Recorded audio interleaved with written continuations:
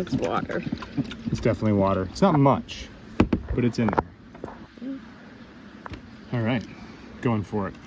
Well guys, you can see Dreamboat's parked here next to the truck garage, and the 60s trailer has magically arrived. Actually not so magically. Andrew and I did a 48-hour snatch and grab from Virginia just to pick this up and get it here. It has parts for itself, it has parts for Dreamboat, and the anchor location that we were using in Virginia has relocated to Texas. So now we'll have a new anchor location in Texas, which is great.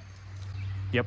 Well, we took advantage of a hole in the forecast where we weren't going to get any work done here because it was going to be pouring down rain. And it really did pour. Yeah. Thunder. Yeah, it was miserable to have to haul that thing back from Virginia in the pouring rain, but we took advantage of that was what we could get done during that time, so that's what we did.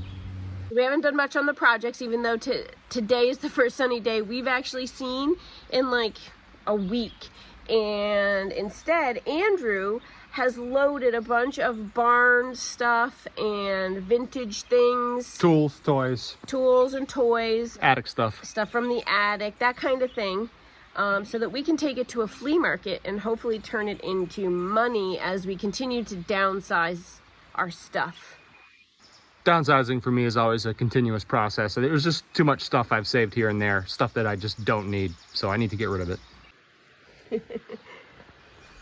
Look at all your treasure, Andrew. It's a big pile of something. I don't know, man.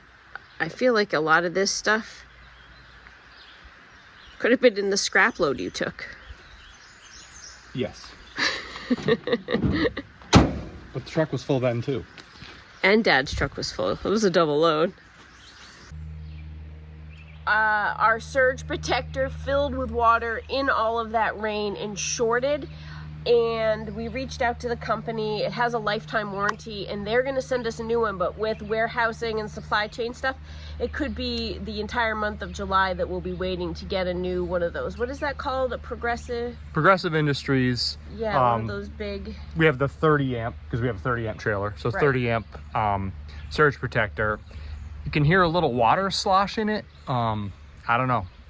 So those have a lifetime warranty, and you're supposed to use them outside, so I'm surprised it's not watertight. But they stood behind their product and they said that they're going to send us a new one and that we don't have to return the other one. They want us to cut the cord off of it so it's unusable and to dispose of it in the appropriate manner. Kind of excited about this. I'm really happy that they honored the warranty claim for it. They don't want me to send it back. They said just cut the cord off essentially to destroy it. So I'm going to open it up and see what's inside. Hear the dogs? Usually that happens when the neighbors have left. That's on there tight, that nut that holds the two halves together. The seam right here has a rubber gasket, and then that's seam continues right up here, so I need a wrench for that. I think it had some kind of sealant on the threads. Definitely a rubber gasket there.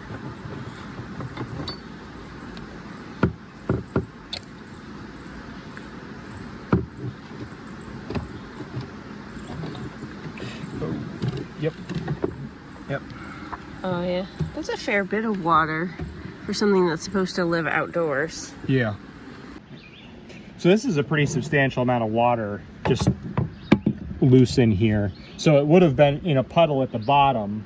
It looks like there's 3 boards up high, but this is essentially, I assume, the main breaker here, and the lowest part of the breaker may have actually been submerged in the water. So it's no surprise that it failed. Well, yeah, and when you lift it or move it or lay it on its back, or the wind takes it and swings it, this water is moving through all of those components. Yeah, that's definitely bad. So this thing was displaying an E10 surge error, which is that it survived a surge and protected our trailer. But I'm assuming that happened right when I connected it and the contactor on the bottom was in a puddle of water. That's probably when it happened.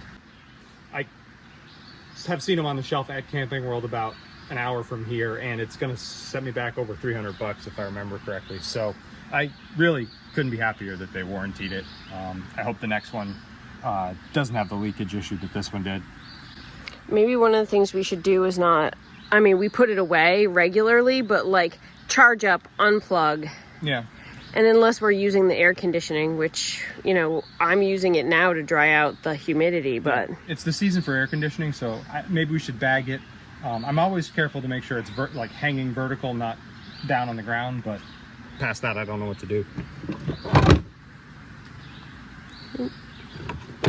Can I just interrupt your nap to ask you how it's going? It's going. The worst thing about these is just getting up when it's still dark out and like racing here to set up quickly, and then you sit here in the hot sun and you're just like, ugh. It's not hot. Are